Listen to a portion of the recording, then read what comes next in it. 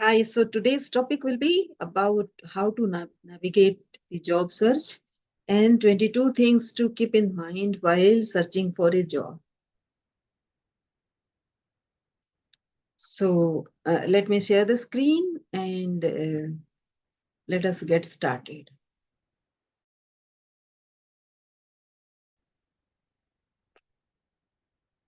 We make it screen also. So navigating job search. You know there are lot of confusion while searching for a job. Um, People think, many of us think that it is about talking to people, speaking to people. So, speaking to people is essential only when you are ready with your housework, your housekeeping, your homework, right? So, it is just 5% of the effort in job search. The more confident you are, the easier it will be to speak to people about your job and what you are looking for. So the first thing is to do a self-assessment, which is about reflecting on your skills, strengths, weaknesses, values, and career goals, and your interest area, of course. All these are interconnected if you give a little thought uh, about it.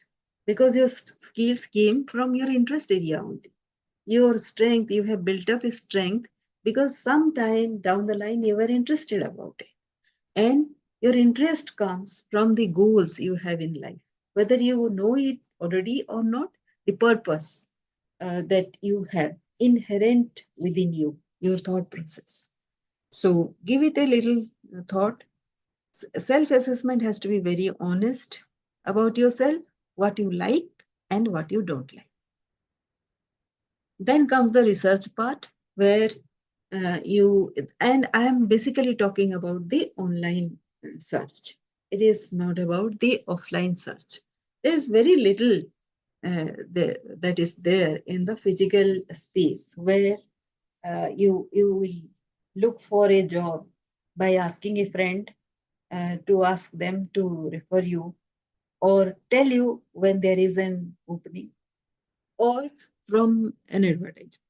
There is a very tiny amount, tiny percentage of what is really available. So go for online search and look for roles that you are aligned with your skills, your interest area. Even if you like a company, just first step is to write down which are the roles that you would be interested in. And the second thing is which are the companies that you sometime have been fascinated about. Something about the company has fascinated you. So write down those and apply in those companies, whatever role is there. Nowadays, the companies also offer to upload your CV because they are creating a database of all the eligible people for a wide variety of functions in their company. So take advantage of that and upload your resume. Don't expect the results immediately. Search points are online, as I said, the job boards, company websites, and through professional networking. Again, as I say, when you have a network of professionals, very few people will tell you about the opening. But what can be achieved is your relationship, your communication with that person.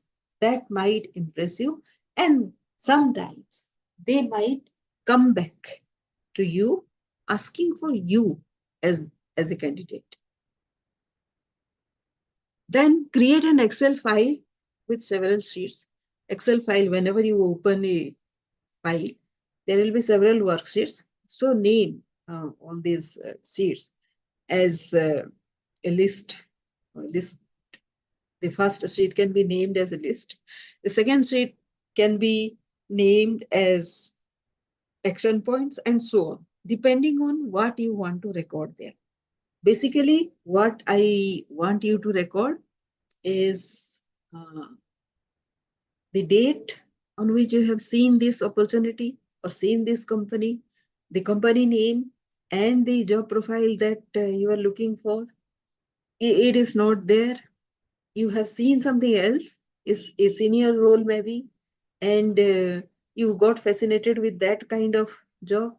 There may be 10% of matching with that job role. That is fine. And if not, even then, you should apply there. Nobody stops you from applying. It is the company's um, prerogative whether they will select you for that particular job role or not. But nobody stops you from applying. At least you will have this tracking in your Excel sheet that you were fascinated about this particular aspect. You know, that is again your interest area, right? So that interest area needs to be captured, because at certain point of time, even if you don't have that expertise right now, that is your interest area. You will slowly, unknowingly, unintentionally, will capture information, insights, training, capabilities around your interest area. That is why interest areas are so very important. And you will forget about those interest areas unless you write them down. So, this is the way to do. This next is update your resume. So, when uh, the few of the tricks of updating your resume is it has to be focused on the profile that you are applying for, you are looking for. Suppose it is the business analyst job role. The skills might not be there or might be there. The qualifications, the relevant qualifications might not be there or might be there. Your interest, it has to be there. When your interest is there, you need to redraft your resume as per that particular role profile. So if that is the profile, then your resume has to be aligned with that particular profile. In whatever you have done so far, how that profile, those particular aspects that is required, the relevant portion of that, how it has been with your current profile as well. For example, I'd say one of my client was doing this customer relationship, right? So it was part of women empowerment as well, because he was searching for girls who are 18 years of age and who seem to be having some entrepreneurial skills. Don't you think this is part of women empowerment? Although he hasn't done anything specifically with women empowerment intention or objective. So, this is the way you can relate one of your experience into something else also. It is never in silo. One experience does not contain only that. It is sum total of your personality, whatever you have gained in the past in experience, whatever your background is, and how you have treated that role. It Those are all important. So, one profile can be explained in several ways. Please understand this.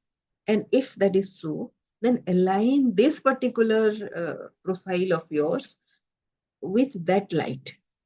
And each of your one resume can be into several resumes, into several profiles, several job roles.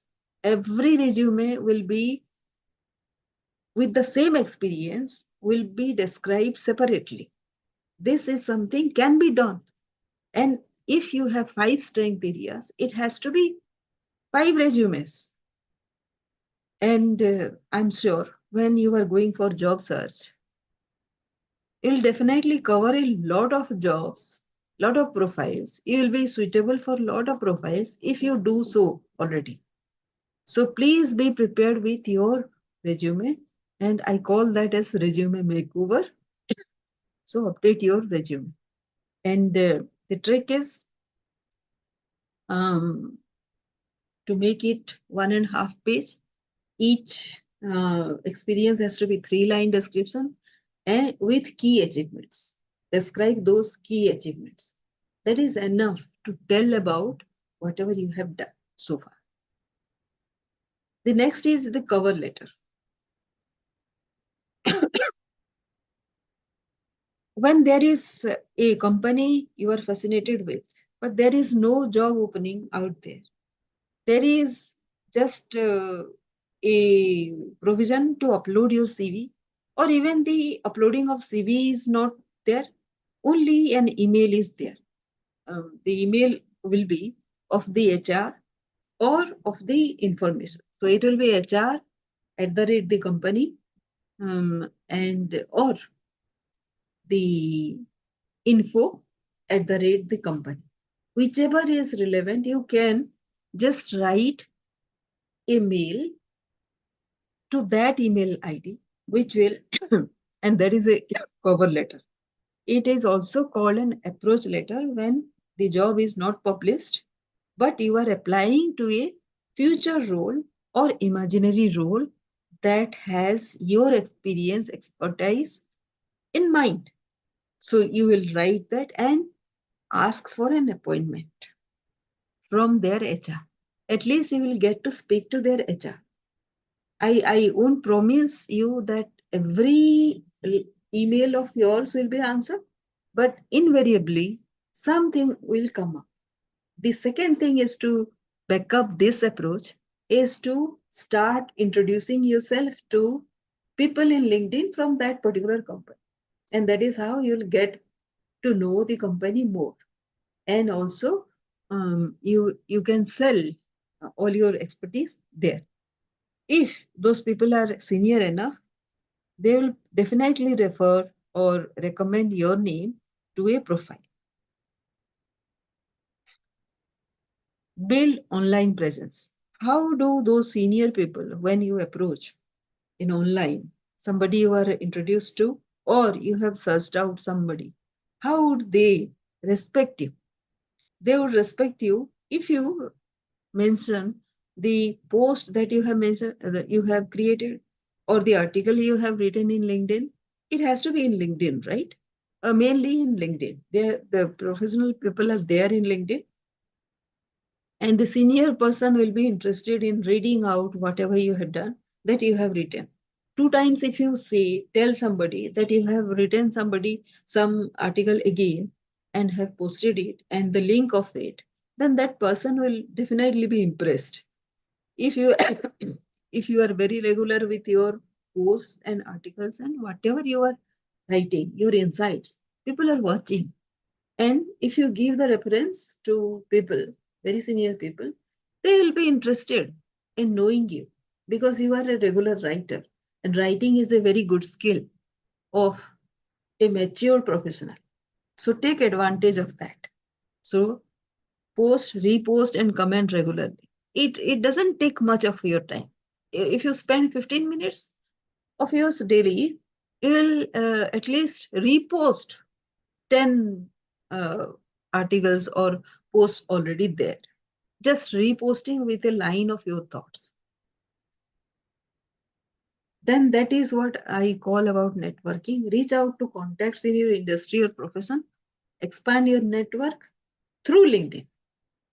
Find them out, search them out in LinkedIn. Look at what their interest area has been. Look at the posts they have posted and put some comments into it. And your comments will reflect your personality. That is how they will know. And apply for jobs. Apply to positions that match your qualification and interest. Customize your application material for each job and follow the application instructions provided by the employer if there is a job published. Upload your CV if there is no publicized job, just a provision of uploading your CV. Prepare for interviews. Once you have uploaded your CV somewhere and your database shows that you have applied for certain reasons, then practice for 100 key areas which you learned, innovated, experienced, improved, and met your objectives with in the past, with your previous roles. So, those 100 areas you need to speak about. You should be happy learning all those about. And trust me, you already know 100 things which you haven't documented. But you start practicing, then you will remember. If you have 5 strengths, areas, if you have 3 educational qualification, if you have 2 aptitudes, 3 hobbies, all those things, permutation and combination of all this, let us take combination because um, it has to be a combination, right? So all those things becomes like say 10 things. Out of that, 4 things to be taken for a combination. If you have listed down 10 things out of 4, then there will be 10C4 combinations, which is about 10 into 9 into 8 into 7 and divided by uh,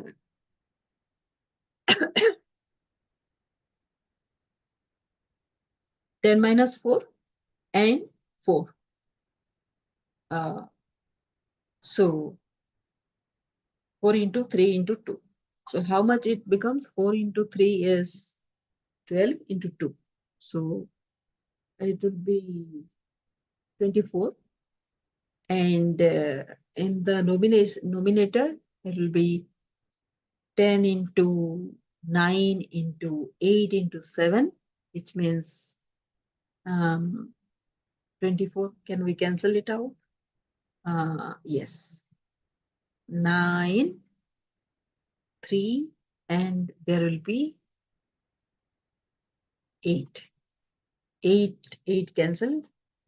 10 into 3 into 7. 30 into 7. So 210 key areas you will have if you have 5 strength areas, 4 aptitudes, 3 interest area, and 2 qualifications. A total of 10. The purpose of applying for all these random jobs is to attend interviews. The more interviews you attend, the more confident you will become. It doesn't matter whether you will qualify for the jobs or not. Your enthusiasm matters. And if you have learned something new, and if you ask questions in the interview, those people also will be impressed by your skills to ask questions. And the skill to ask questions will come from your own experience and how you have dealt with your previous assignments. Seek appointments. If there is no chance of applying into a certain company, then seek for appointments with senior management or HR. And as I said, not all the time you will be replied back to, but whenever you are replied back, out of that also 10% also mm, uh, will be positive about an appointment. So use those appointments to impress, talk to the senior people first and impress them with whatever you know. So if once you have applied and attended an interview, or you have sought in appointments and you have spoken to them, anything that you have done where you have approached them one-to-one, you can send thank you letters. That tells a lot about your etiquette and your idea about keeping contact, and that you are interested to keep in touch. All these are positive vibes that you are sending out to people who will be interested in hiring you. You are creating yourself much chance without acquiring many more skills. This is people skill. People skill is a vital thing as a professional, as a manager, right? Evaluate job offers. Access job offers based on factors such as salary, benefits, work-life balance, career advance, and company's culture. Accept or negotiate the offers. If somebody has given you an offer, accept it. Or if you want to negotiate something, you can negotiate that too, especially salary. And do that in writing.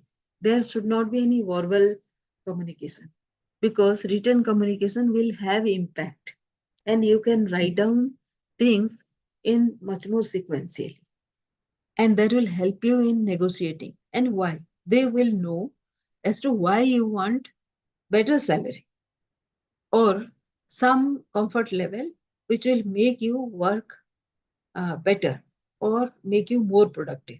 And trust me, some people value that openness about you, that flexibility in you, that honesty in you to mm, for their positions. They would appreciate that. And in this context, I have read that Mrs. Michelle Obama, she was a mother when she became vice president, and she had applied to that position and asked them to give her the creche facility and the flexibility of her work. She will come and go as per her convenience and all that. In return, she was working very hard. So your work matters, your result, your outcomes matter. So if you can establish that fact, then you can gain, you can have lot of facilities from the company and transition smoothly. Suppose you are in a job and you are applying for another job or transitioning to another job, do it sweetly. Don't burn the bridges. Or close all the gaps. Tell them why you are transitioning and tell them that you are actually going for aspirational purpose, but this particular job which you are leaving has taught you a lot of things and please appreciate all the people those who are there so that you can come back in future if required and continue learning. Of course there is no end to learning, so please keep learning about your growth and advancement. Build momentum by doing it every day. And this is your chart for daily activities. For job search, you can spend 40 minutes. For LinkedIn post, you can spend 10 minutes. For uploading CV in various job profiles, will take 20 minutes. Tracking in the Excel sheet will take another 10 minutes. And follow up will take another 10 minutes. This has to be your regular activity every day. If, as this poster says, the average focus time is just 11 minutes. And if you are not distracted about something, then be mindful and put an alarm so that every 11 minutes it goes goes on to tell you that you are distracted at this moment, which will help you getting focused again or taking a break for some time and then come back to work. This is the Pomodoro technique also is called, and that is a best way of managing time. Some tricks to be mindful. So while building relationships, it is about and building your expertise. These are the four aspects that you are building on: reading, writing, listening, and speaking. So while reading, you should be mindful about what you resonated with. Those notes are very essential. What you remember, sad or happy, what comes to mind, question assumptions, examine biases, evidences, context. So, all these things, if you can write down while you are reading, then you will remember a lot than simply reading. While writing, you should have clarity and precision, otherwise, after some time, you will not know what you have written. Be mindful about your audience. If it is a journaling, it doesn't matter. But if you are writing something which is for targeted for an audience, be mindful of the audience. If it is your boss, if it is client, then the purpose of why you are writing this. Be concise. Don't over narrate something. Mm, Mindful of grammar. Be the structure. It has to be introduction, the body, and the conclusion kind. Be original with your thought process and revise it before sending or before presenting. Then listening, be attentive, be responsive, which may not be verbal, be open, be reflective, why that person has said something which has sent a trigger in you. Be empathetic to the other person, even if you don't agree, you have to see their perspective. Be patient with their elaboration and why they are trying to make a point. Be respectful of their ideas. And if at all is required, you can give a feedback and receive feedback as well. While speaking, speak something which is contextualized, and you should not be saying contradictory thing. You have to be very congruent. Be confident while speaking, mindful of your audience. Your voice intonation should be conveying what your mind is thinking about, whether it is just a thought process, you are expressing your thoughts or facts, or you are expressing an opinion. And you should not be very judgmental in this context. Sequence of thoughts should be very consequential so that the person listening to it or the group listening to it should not be confused. Your body language has to be very positive, otherwise people will be tired of listening to you. Have patience and prepare well before speaking. Some points would do a lot great to you. Thank you. And thank you for listening. Wait for another episode tomorrow. And I would request you to send me uh, any comment that you have in varshamnanda@gmail.com. I'll appreciate that. Thank you for listening.